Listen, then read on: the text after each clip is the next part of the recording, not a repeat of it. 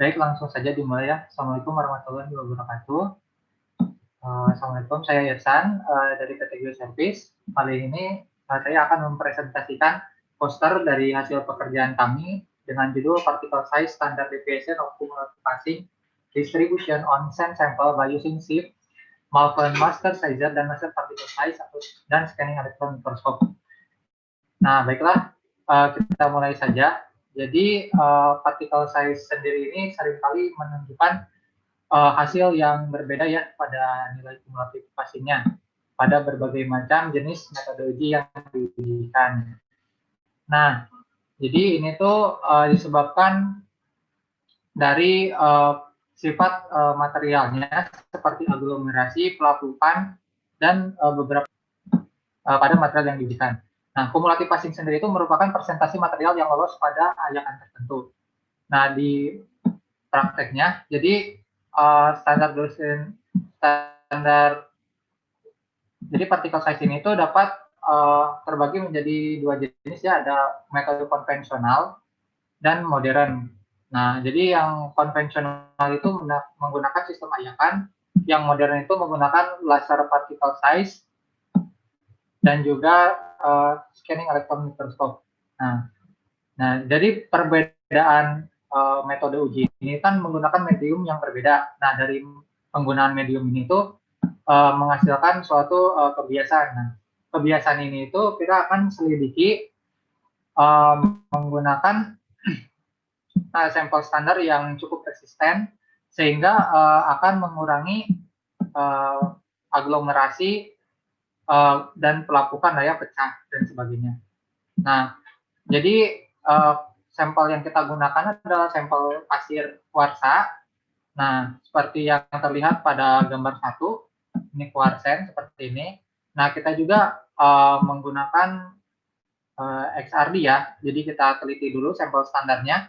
Nah, sampel standar ini tuh mempunyai persentase 93,51%, seperti itu. Dan ini merupakan sampel standar yang baik sekali digunakan dalam studi ukuran butir. Nah, si sampel standar ini sendiri dia itu resisten ya dan mudah mengalir dalam media air maupun udara sehingga baiklah dalam studi ini. Jadi untuk data dan metodologinya seperti ini. Jadi studi ini itu dimulai dari tahapan preparasi, terus analisa laboratorium dan data processing.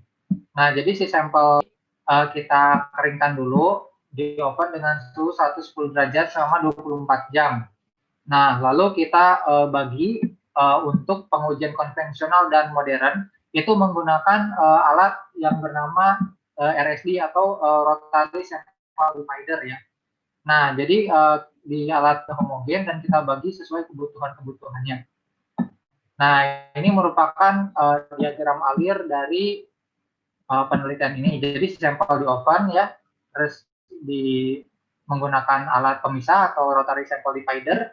Nah, nanti kita bagi-bagi. Jadi 500 gram untuk ayakan kering, 300 gram untuk ayakan basah, 50 gram untuk laser particle size aero, 10 gram untuk laser particle size hydro, dan 5 gram untuk SEM. Nah, dari semua metode ini akan menghasilkan kumulatif passing ya. Nah, kumulatif passing sendiri nanti akan diolah datanya dengan menggunakan Microsoft Excel nanti, sehingga dapat menghasilkan nilai standar deviasi. Nah, jadi studi kita itu berfokus pada nilai standar deviasi yang telah diolah ya. Nah, lalu selesai. Nah, jadi saya akan menjabarkan ini ada metode-metodenya, ada dry shift, wet shift, laser particle size, hydro dan aero, lalu SEM. Nah, jadi kalau untuk dry shift ini sendiri, jadi kita menggunakan standar ASTM C136. Jadi kita itu membutuhkan sampel sebanyak 500 gram. Nah, si sampel ini tuh kita masukkan ke ayakan, lalu kita si ayakannya itu ada fraksi-fraksinya ya Mbak ya. Nanti kita ditaruh di mesin shift, lalu kita ayak selama 10 menit. Nah, lalu material yang tertahan itu nanti akan menghasilkan nilai kumulatif passing. Nah, seperti itu. Di wet shift itu pada prinsipnya itu sama dengan dry shift. Nah, jadi standarnya itu kita menggunakan ASTM C117. Nah, cuman di ASTM C117 itu khusus untuk 75 mikron. Nah, jadi kita melakukan modifikasi dengan menambah fraksi-fraksinya. Nah, jadi untuk ayakan basah, kita membutuhkan sampel pasir kuarsa itu 300 gram ya, yang sampel yang tadi. Nah, terus kita ayak. Nah, setelah diayak, nanti kan ada sampel-sampel yang tertahan. Nah, setelah tertahan, nah kita open semalaman ya, dan kita timbang setelah kering ya. Nah, yang ketiga ada laser. Nah, dari yang kedua ini di wetsuit ini akan menghasilkan cumulative passing juga sama ya. Yang ketiga ada laser particle size dengan medium hydro. Jadi kita itu mengacu kepada ISO 13320.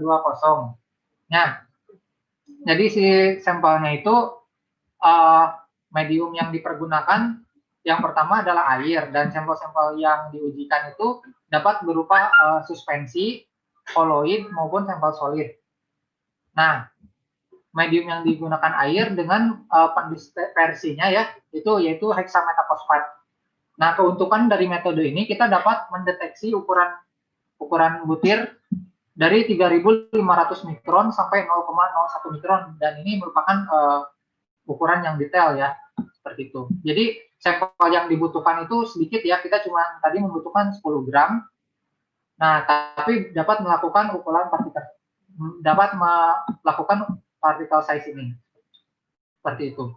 Nah, prosesnya, jadi si sampelnya itu kita masukkan ke dalam gelas beaker itu, lalu kita stir dengan kecepatan tertentu, lalu kita ambil si sampelnya itu dengan pipet, dan tentunya ini diberi air terlebih dahulu ya, baru di stir gitu kan. Sampel air di beaker, di stir, lalu diambil dengan pipet, lalu dimasukkan ke dalam hydroepi, lalu dibaca. Nah, di LPSA Aero ini, jadi sama ya, ISO-nya kita mengacu kepada ISO 13320. Jadi standar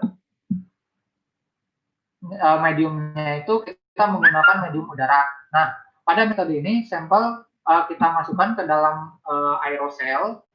Nah, lalu si aerosol nanti kita jalankan dan sampel akan mengalir ke detektor. Nah, dari di detektor ini kita akan membacanya ya, lalu akan menghasilkan nilai cumulative passing by volume. Nah, jadi dispersan yang digunakannya itu merupakan air pressure ya, dengan kapasitas minimum 4 bar.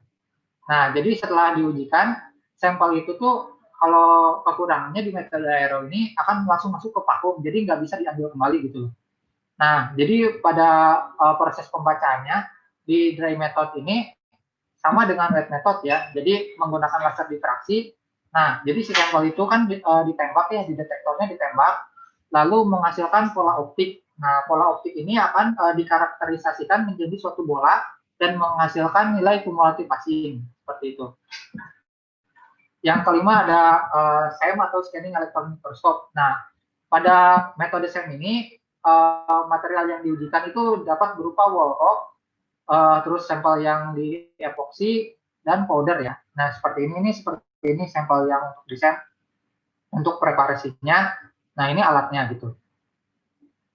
Nah, jadi si sampel ini tuh kita bentuk dulu, lalu untuk menambah nilai konduktivitasnya, jadi kita tuh melakukan proses carbon coat.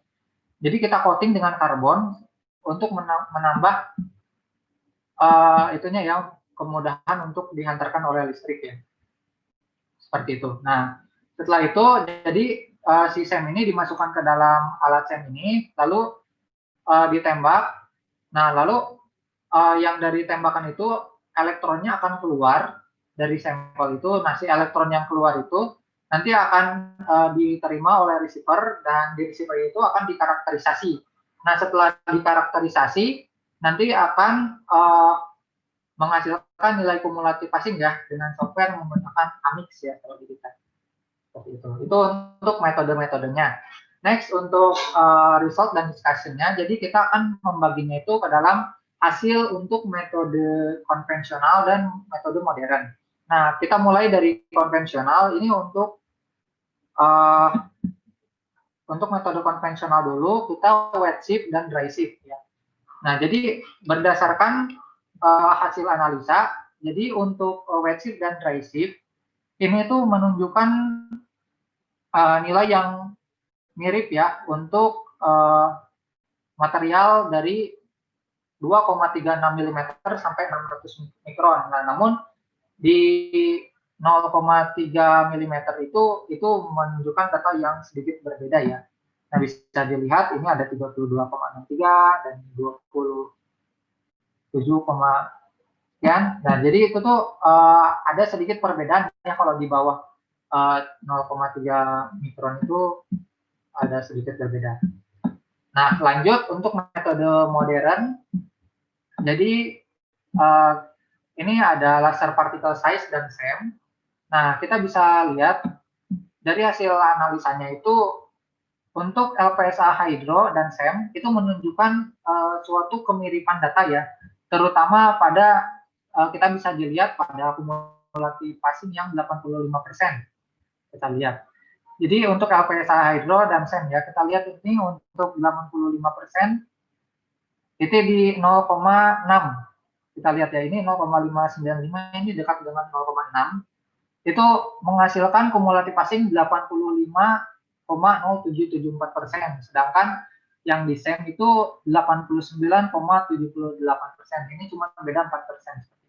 Jadi itu mirip. Nah, sedangkan kalau yang di Aero, dia itu jauh ya, ini 0,595 ya, 600 mikronnya itu dia itu di 77 dengan 85 itu terpaut agak jauh ya, cuman ini agak mirip dengan shift. Nah, lanjut, setelah kita mendapatkan data kumulatif passing ini, nanti kita diolah dengan menggunakan Microsoft Excel ya. Nanti kita olah dan kita bentuk menjadi kumulatif passing di 10%, 20%, sampai 100% ya. Nah, jadi ini merupakan hasil pengolahan datanya seperti ini. Nah, jadi di 10% wet shift itu menunjukkan ukurannya itu 0,182, di dry shift 216 dan sebagainya. Nah, dari sini akan didapatkan nilai standar deviasi dari data ini ya, dari datum-datum ini nanti akan menghasilkan standar deviasi sebesar ini.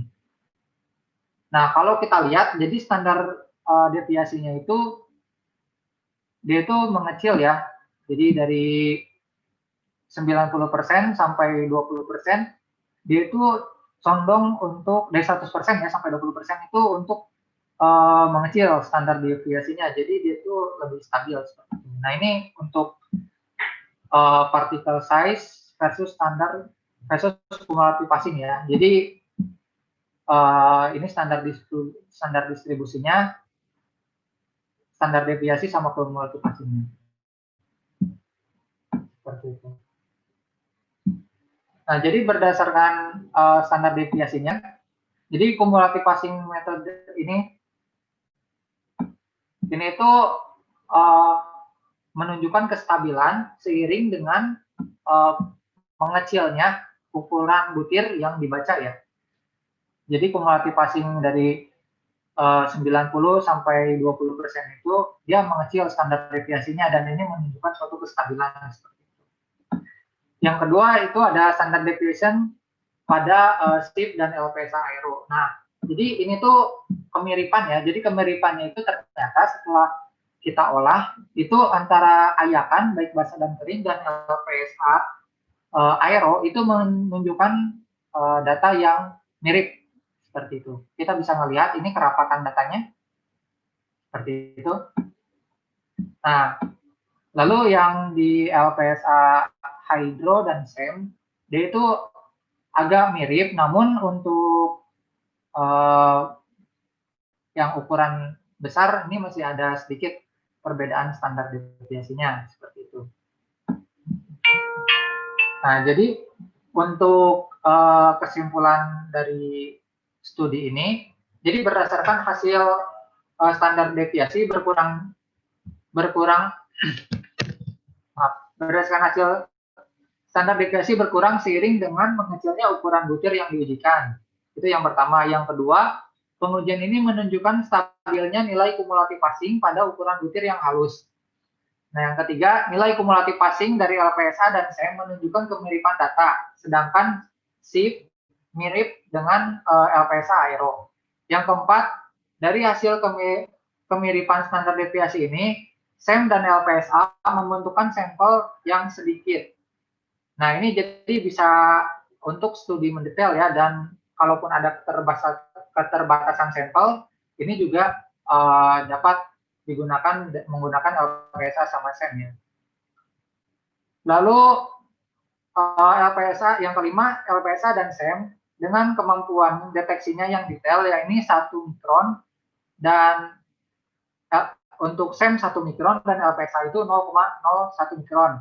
Dapat mendeteksi hasil yang detail ketimbang dengan ayakan biasa yang hanya sampai maksimal di ukuran 20 mikron.